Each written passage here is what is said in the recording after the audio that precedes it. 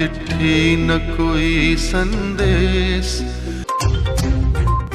उत्तर प्रदेश के इटावा जिले के एक बेहद गरीब और पिछड़े परिवार में पैदा हुए मुलायम सिंह यादव ने स्टूडेंट लाइफ से राजनीति में दिलचस्पी लेनी शुरू की और तमाम मुश्किल हालातों के बावजूद विपक्ष की राजनीति के शिखर पर जा पहुंचे। ग्रेजुएशन के बाद इतिहास के टीचर की नौकरी करने वाले मुलायम सिंह राजनीति के इस मुकाम तक कैसे पहुंचे, आइए देखें रूबरू के इस भाग में। स्कूल के दिनों से ही नेता के नाम से मशहूर मुलायम सिंह यादव का जन्म सन 1939 में इटावा के एक गरीब किसान परिवार में हुआ। जब वो 7वीं कक्षा में पढ़ते थे तभी उन्हें सोशलिस्ट पार्टी के किसान आंदोलन में जेल जाना पड़ा। बाद में वो डॉक्टर राम मनोहर लोहिया के विचारों से प्रभावित हो समाजवादी बन गए। मुलायम सिंह को बचपन में कुश्ती का भी शौक था। वो 1959 में आगरा मंडल के कुश्ती के चैंपियन बने। 1967 में उन्हें संयुक्त सोशलिस्ट पार्टी के टिकट पर चुनाव लड़ने का मौका मिला और 28 साल की उम्र में सबसे युवा सदस्य के रूप में वो यूपी असेंबली में पहुंचे।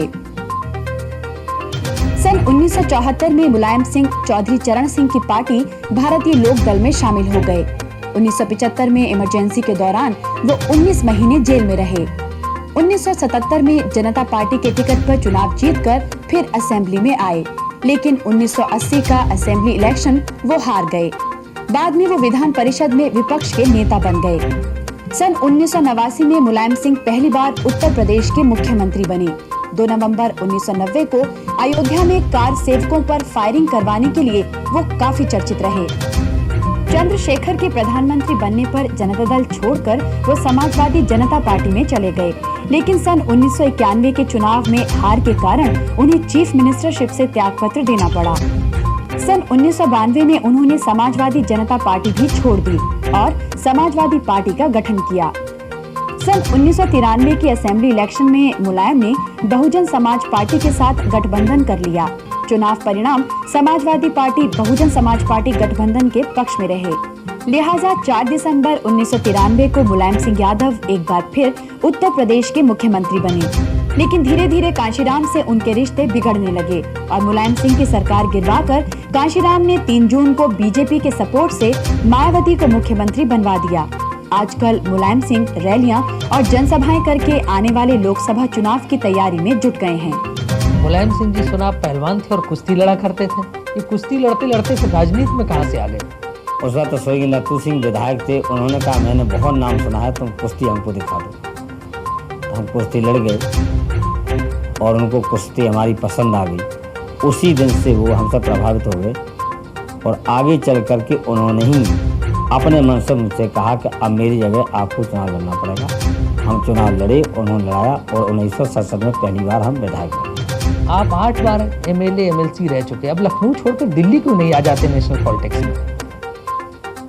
अभी दिल्ली आने का मैंने सोचा नहीं था, लेकिन अब मैंने ये जरूर सोचा है कि दिल्ली में समाजवादी पार्टी के लोगों को ज़्यादा से ज़्यादा पहुँचाएगी। हमारा लक्ष्य है कि अब जो दिल्ली में प्रधानमंत्री बने वो समाजवादी पार्टी के समर्थन से बने, हमारी मर्जी का प्रधानमंत्री हो, ये हमारी इच्छा है और इसलिए हम पूरी शक्ति अब पार्लियामेंट के चुनाव में लगा दी है। आपने एक बार कहा था जब आपको चंद्रशेखर जी गृह मंत्री बना रहे थे दिल्ली में कि हम लखनऊ में मूंगफली बेच लेंगे लेकिन दिल्ली नहीं जाएंगे। ये सही है, चंद्रशेखर जी ने हमसे कहा था, लेकिन जब चंद्रशेखर जी को हमने समझा दिया कि अभी हमें लखनऊ ही रहने दीजिए तो वो मान गए।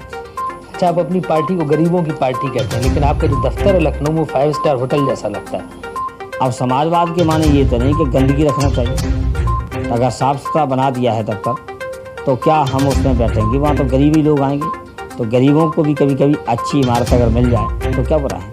आप तो कहते हैं कि आपकी सरकार पिछड़ों की सरकार थी, जो जिसमें दलित और पिछड़ों की बात मानी जाती थी, लेकिन आप पर आरोप है कि आपकी सरकार को उद्योगपति संजय डालमिया, राज बब्बर और अमर सिंह चलाते थे। ये पूरी तरह से गलत है। जहाँ तक संजय डालमिया का सवाल है, वो हमारी पार्टी के कोषाध्यक्ष भी हैं, राष्ट्रीय पार्टी के, समाजवादी पार्टी के राज्यसभा के सदस्य भी हैं, लेकिन उन्होंने सरकार चलाने में कोई कहीं दखल नहीं दिया। जहाँ तक दूसरा आपने नाम लिया है राज बब्बर का, उन्होंने बेहतर समाजवादी पार्टी को समझा और समाजवादी पार्टी में शामिल हो गए और राज्यसभा के मेंबर भी हैं, तो स्वाभाविक है वो तो हमारी पार्टी के साथियों में से हैं।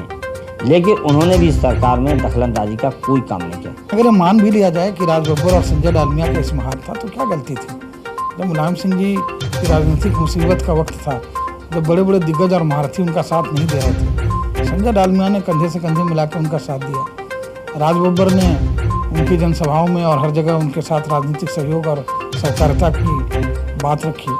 आजकल सुना आप अपर कास्ट के लोगों को खुश करने की कोशिश में सभाओं में बैकवर्ड से हाथ उठाते हैं कि अपर कास्ट के लोगों को गाली नहीं देंगे। हमारी साफ राय है और समाजवादी पार्टी की नीति है, अगर हिंदुस्तान की राजनीति करनी है तो सबको लेके चलना है। इसलिए हर समय हम कहते हैं कि जो हमारा सहयोगी दल था वो गाली जरूर देता था ऊंची जात को, लेकिन हम उसी समय ऊंची जात का सम्मान देते थे। और इसलिए बहुत ही शायद मन में बहुजन समाज पार्टी लोगों को इस बात से परेशानी थी कि जो मुख्य पोस्ट हैं और की पोस्ट हैं सरकार में वो ऊंची जात के पास थे।